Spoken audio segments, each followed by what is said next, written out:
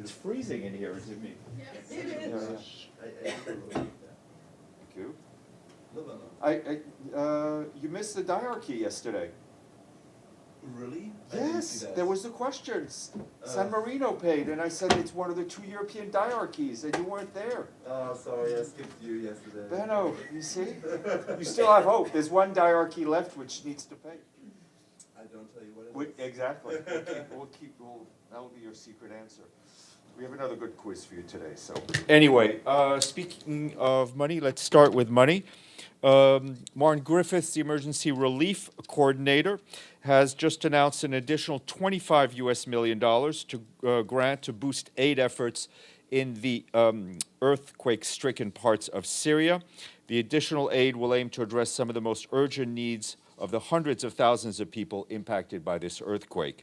Mr. Griffiths is in Ankara today and had separate meetings with Vice President Fuat Oktay and the Minister of Foreign Affairs, Mevlüt Çavuşoğlu. The discussions focused on the earthquake response and the Black Sea Grain Initiative. Mr. Griffiths affirmed the support of the UN for Turkey's efforts following the devastating earthquake. Mr. Griffiths also visited the Disaster Management Agency's National Disaster Management Operations Center, where representatives of the Turkish government, national and international NGOs, the United Nations, and others are based to support the government's coordinated response efforts. The UN disaster assessment coordination teams are also embedded in that center to strengthen the coordination and support the Turkish authorities. Mr. Griffiths also met with the head of the National Disaster Agency, Governor Yunus Sezer. On the ground, we are continuing to mobilize emergency teams and relief operations. Some 130 international urban search and rescue teams are working in the earthquake-impacted areas of Turkey. Another 57 international search and rescue teams are on their way. The government's request to UN disaster assessment coordination teams with a total of 50 members have been deployed to Gaziantep and to 4 hubs in the impacted area to support the coordination of the operations. A separate UN disaster assessment coordination team has arrived in Syria and is deploying to Aleppo, Homs, and Latakia to support the responses there. We are working rapidly to scale up assistance, including through cross-border aid operations, as humanitarian needs are overwhelming the aftermath of the earthquake. Today, a second UN aid convoy since the earthquake struck crossed the Bab el-Hawa crossing from Turkey into northwest Syria. The convoy is comprised of 14 trucks loaded with shelter and non-food items. Those have been provided by the International Organization for Migration. Humanitarian organizations are supporting the immediate response efforts in Syria, including the provision of food and non-food items, potable water, medicines, first aid, trauma care, dignity kits, and other protection interventions. The UN World Food Program has delivered urgently needed food aid to 115,000 people in Turkey and Syria in the first 4 days since the quake struck. Distribution is ongoing. The World Health Organization, for its part, delivered 72 metric tons of trauma and emergency surgery supplies to both countries to support the ongoing response efforts. A first charter flight departed to Turkey on February 9th, carrying 37 metric tons of life-saving supplies, and a second flight is scheduled to deliver 35 metric tons of supply to Syria today. On the Black Sea Grain Initiative, sorry, I think I had a page missing here.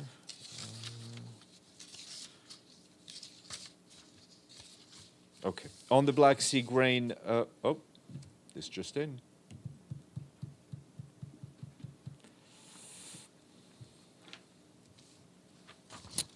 On the Black Sea Grain Initiative, the UN coordinator for the Black Sea Grain Initiative, Abdullah Dashti, concluded yesterday a three-day visit to Turkey's capital, Ankara, where he met with senior government officials and members of the diplomatic community, including the representatives of the parties.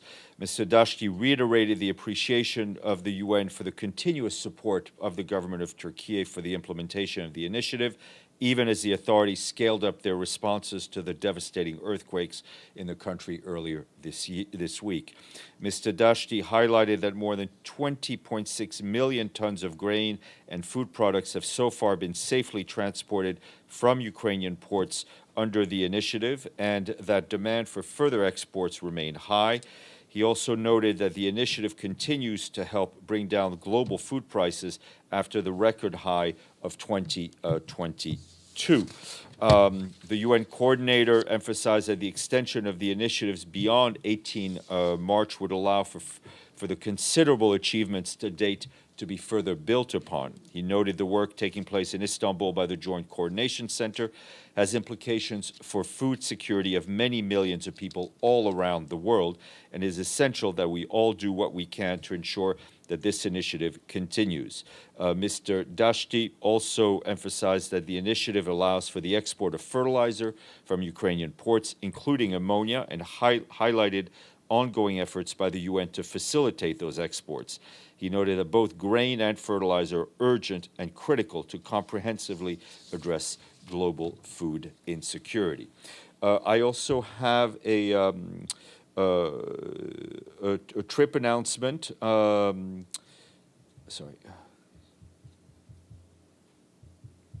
Also have a trip announcement. The Deputy Secretary General, Amina Mohammed, is traveling to Washington to have meetings with the executive boards of the World Bank and to discuss the acceleration of the SDGs, the bank's, quote, evolution strategy, and strengthening coordination between the UN and the World Bank at the country level, and brief on her recent trip to Afghanistan. She'll also meet with some members of the U.S. government and the diplomatic community in Washington. She's traveling just early this afternoon. She'll be back in New York on the 12th. Turning to Ukraine, we've received reports from our humanitarian colleagues about another massive attack across the country, which resulted in several civilian casualties and damaged energy and other infrastructure, interrupting basic services amidst freezing temperatures. In view of today's latest large-scale missile and drone attack against Ukrainian cities, the Secretary General reiterates what he has said when it concerns attacks on civilian infrastructures anywhere, that any attack against critical civilian infrastructure are unacceptable and must cease immediately. In Kharkiv alone, some 150,000 households and businesses have no electricity, which is what local authorities are telling us. Electricity supplies and heating were also disrupted in Zaporizhzhia in the southeast. The city suffered one of the most intensive attacks, which damaged emergency infrastructure and other premises, according to city administrators. On the humanitarian response side, today we sent another interagency convoy with humanitarian aid to, let's try it, Ocheretine, community in the Donetsk region, which is 18 kilometers from the front lines. We have provided medical supplies, solar lamps, hygiene kits, bedding, and other supplies. About 3,600 people, including some 200 children, have stayed behind in the village, which used to have more than which used to have more than 23,000 people before the war, including 6,000 who'd been previously uprooted by the conflict in eastern Ukraine. That's according to our colleagues on the ground. Almost 20,000 of them have been forced to flee. The people in the area have had no gas supply since February of last year, and access to water and electricity, as in many parts of the Ukraine, is unstable. The lack of transport is also impacting access to health services. There are also a number of small communities in similar conditions. Some of them are now under the military control of the Russian Federation. Some of the villages do not have health services. Local authorities are making every effort to support them, and today OCHA facilitated the delivery of supplies from the International Organization of Migration, UN Refugee Agency, UNICEF, and the World Health Organization, which is meant to be distributed to residents. I have been asked by some of your colleagues about the situation in Nicaragua and the release of over 200 political prisoners there. This would be a positive This has been positive development, as it has been a long-standing request since 2018 from the Secretary General, the UN High Commissioner for Human Rights, and multiple UN human rights mechanisms. As the Universal Declaration of Human Rights makes clear, every person worldwide is entitled to respect for their human rights, including freedom of opinion, expression, peaceful assembly, and association. Moving over the ocean to Africa and the situation in the Democratic Republic of the Congo. Clashes between the Congolese army and the M23 resumed yesterday in the area around Sake in North Kivu province, triggering displacement towards Goma and South Kivu province. The UN mission, peacekeeping mission, dispatched a patrol to this on the Sake-Goma axis and continues to deploy efforts to protect civilians. It's also coordinating with humanitarian partners to assess the situation and provide adequate response to alleviate human suffering. As our colleagues in the peacekeeping mission pay tribute and bid farewell to the fallen peacekeeper from South Africa, Sergeant Vusi Mabena, who, as you will recall, died in the February 5th attack in North Kivu province in a helicopter. The body of Sergeant Mabena will be repatriated to South Africa tomorrow. Meanwhile, our high-level delegation met yesterday in Kinshasa with the country's Prime Minister, Jean-Michel Samalukonde Kyenge. You will recall the delegation is made up of Martha Poby, the Assistant Secretary General for Africa, Elizabeth Spehar, who leads the Peace Building Support Office, and Alexander Zouev, the head of the Rule of Law and Security Institutions Office in the Peacekeeping Department, and UNDP Assistant Administrator and Regional Director for Africa, Ahuna Eziakonwa. Their discussion included priorities such as the National Disarmament, Demobilization, Community Recovery and Stabilization Program, as well as regional initiatives, which include the Luanda and Nairobi processes, aimed at de-escalating tensions and pacifying the eastern part of the country, and UN support for upcoming presidential elections. Okay. In Zambia, just want to focus a bit on cholera. I think we flagged earlier this week the high level of cholera in many parts of the African continent. Our team there, led by Beatrice Mutali, the resident coordinator, supporting Zambian government's response to the cholera outbreak, along with ongoing severe floods that have displaced 170,000 men, women, and children in 22 districts of Zambia. This challenges the access to basic services like schools and hospitals. This has also impacted agriculture and livestock and destroyed critical infrastructure like roads, bridges, schools, clinics, and houses. Our team is providing technical support to authorities while mobilizing funding to bridge a gap of $32 million for risk communication, water and sanitation, food and other items, among other needs. We're also tackling cholera outbreak in 3 districts where 90 cases and 3 deaths have been recorded. Since December, UNICEF has provided 4.5 tons of granular chlorine, 20,000 bottles of liquid chlorine for household water treatment, and 250 containers of disinfectant and other critical supplies to keep the water safe. For its part, the World Health Organization is working with authorities to strengthen assessment capacities, along with surveillance, contact tracing, lab prep for cholera vaccination. Just want to add a couple of things on the earthquake response, because I did have a couple of important missing pages. In both Turkey and Syria, the UN Population Fund is delivering reproductive health services to earthquake survivors, especially pregnant women, through existing delivery points in Turkey, and is also distributing dignity kits containing basic hygiene items, as well as maternity kits for new mothers and their babies. UNFPA has begun distributing 60,000 pre-positioned dignity kits to women and girls in need that were in the northwest of Syria. This weekend, UNFPA will dispatch 2 trucks with reproductive health supplies, medicines, and equipment to meet women's and girls' unique needs across the border into the northwest Syria through the Bab el-Hawab crossing. Distribution of preposition kits started today. UNFPA reported that a convoy of 13 trucks arrived in Aleppo, carrying basic hygiene supplies, blankets, winter clothing, and essential items for pregnant and lactating women. Supplies are being distributed at shelters and women and girls' safe spaces in Aleppo and rural Aleppo district. That's today. 6 trucks will take essential hygiene items, blankets, and supplies for pregnant and lactating women to Latakia and Hama over the weekend.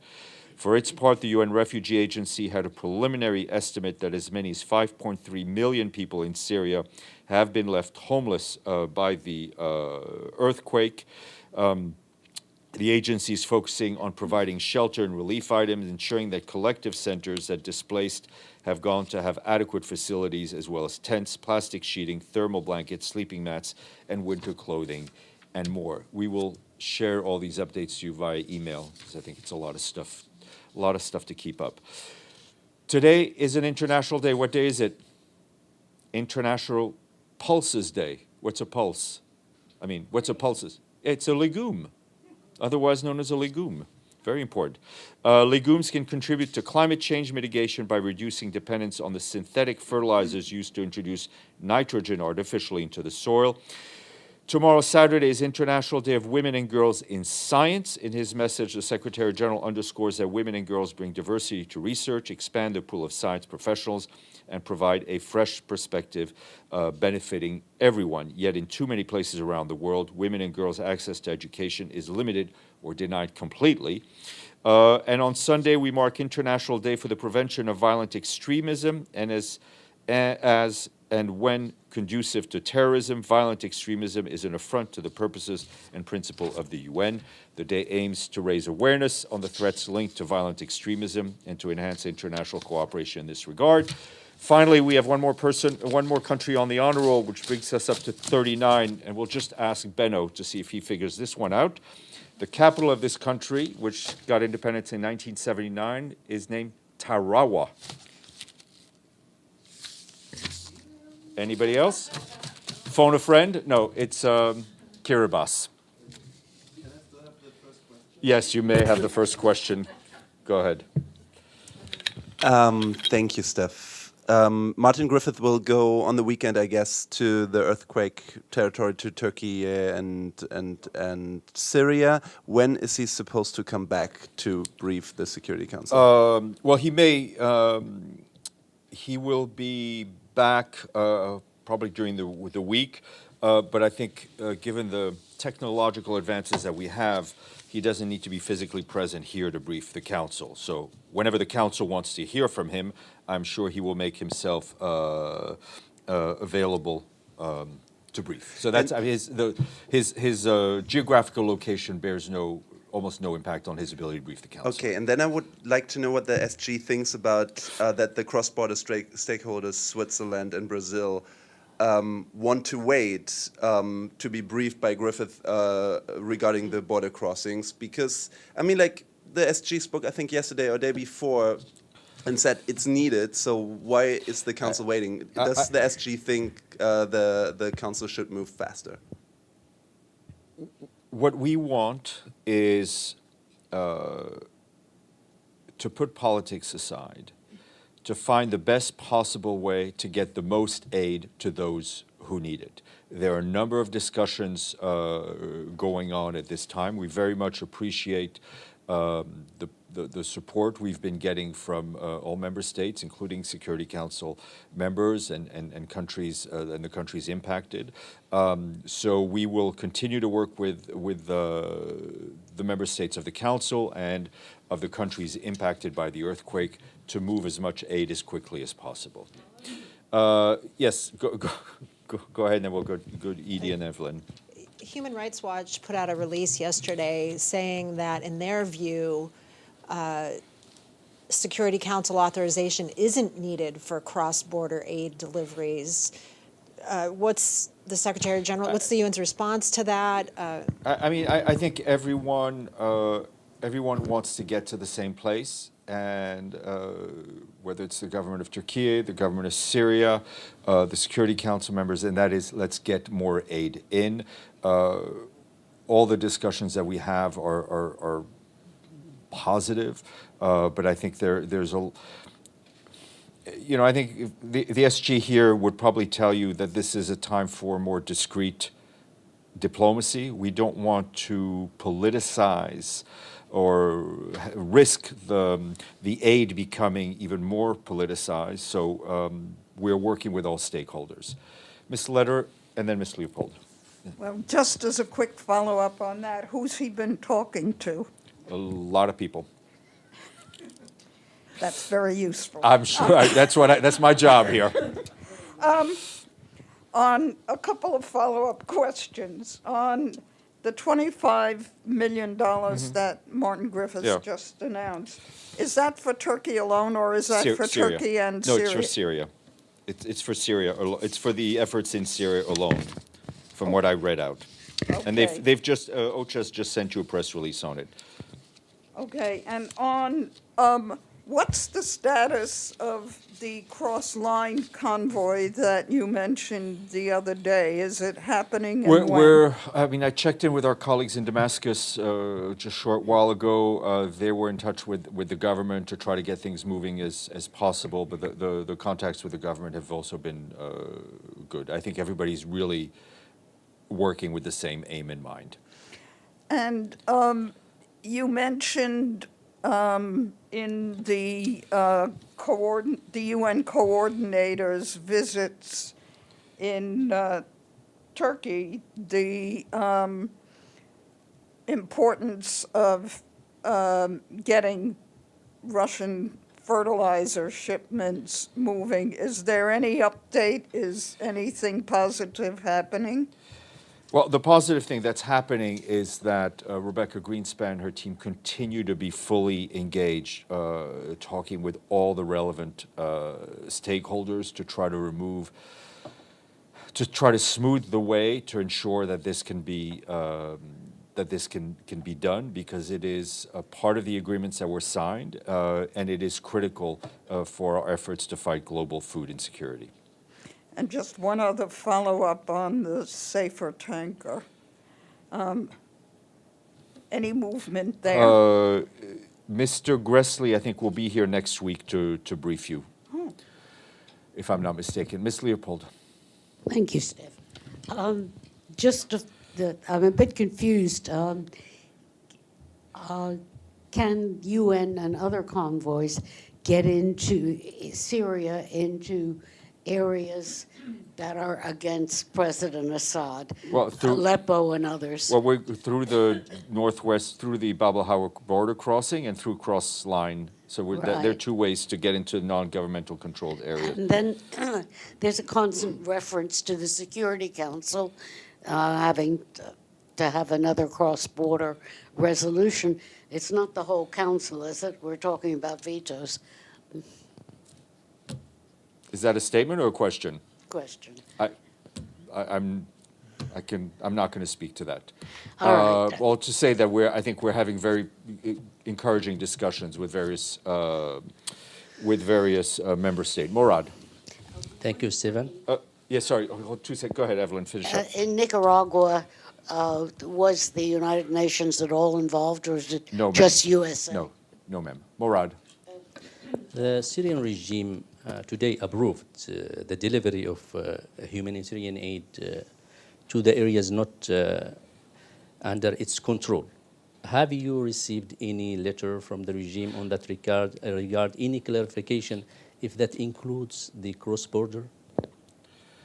We are in constant discussions and talks with the Syrian government. I mean, our colleagues in Damascus are talking to them now. There are a lot of discussions going on. I mean, we're using to our best of our ability the existing crossing mechanisms, and what we want to see are more, and there are a lot of discussions going on that. Yeah, go ahead. So the UN is being criticized by Syrian NGOs for what been said, the slow response. Any reaction? Look, we are working as fast as we can. within the political within the parameters that we have to operate in. But I mean, as you saw, the cross-border mechanism is now up and running again. Things are going through. There was a lot of aid that was pre-positioned in the northwest of Syria, in the non-governmental controlled areas. I think, there may be also an issue of perception that some of the aid that we are sending through may not be labeled as such as UN aid. I mean, whether our logo is there or not, it's not an issue for us, but there may be a perception that maybe the UN is not present because they're not seeing the logo. But I can assure you of the Secretary General's determination and the determination of everyone from the Secretary General on down to get help there as quickly as possible. Yep. Ukraine form. As you mentioned today, the valiant Russian army again fought against the civilian population of Ukraine, launching more than 70 missiles. In the Secretary General's opinion, in which way should Ukraine defend itself against Russia if Putin doesn't want peace based on the UN Charter? We're not here to give military advice to anyone. Our focus is on the humanitarian assistance.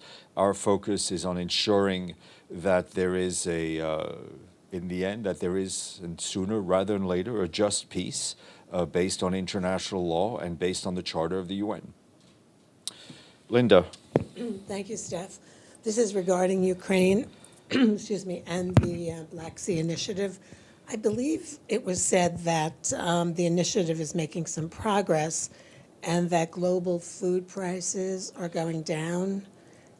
That's how I heard it. Yeah, no, but that's what we said, and I think that's what the global, the FAO food price index has clearly shown. Have they given any indications of how significant the reduction has been, or I mean, the reduction, I mean, I don't have the numbers tip of my fingers, but we released, I think, the FAO numbers for January a few days ago. It's all, I mean, it's up for you to, I mean, you could take a look at those numbers. They're very public. It's a drop at the global market level. Obviously, there's fluctuation at the local level based on other factors such as energy and transport prices. But I think the FAO food price index has been pretty clear. Okay. Let's go to the screen. Yvonne and then Abdelhamid. Thanks, Steph. My question today is very specific. I'm hoping you might have a comment, though. Yesterday, the UN Committee on the Rights of the Child called on Ireland to ensure that its corporate tax policies don't contribute to tax abuse from companies from other countries and take away resources from children in those other countries. Does the Secretary General have a comment about Ireland's tax policies and this possibility of what's called corporate profit shifting? That is the definition of a very targeted and specific question. One that I try to be able to answer one or two questions on a number of issues, but I would not know where to start. The Committee of the Rights of the Child is a member state body. It's independent of the I mean, it's a treaty body, if I'm not mistaken. It's independent of the Secretary General. So we have no comment on what they're doing, and I literally know nothing about Irish tax policy or the tax policy of many countries, except for the ones I pay tax in. Okay, Abdelhamid, maybe you can offer a slightly more general question. Thank you. In fact, Murad Hashim asked one of my questions. My second issued by Tor Winsland condemning Palestinians for the attack on settlers. He mentioned that it's settlement, remote settlement, and he mentioned that they are settlers. And in East Jerusalem, he went to say that East Jerusalem, and it's a settlement. And UN recognizes that settlements are illegal, and those who live in the settlement are supposedly, according to UN, are illegally there. Why he rushes to condemn that attack? But when Israel kills Palestinians, he is very reserved with his language. I think, Abdelhamid, you can qualify it as much whichever way you want.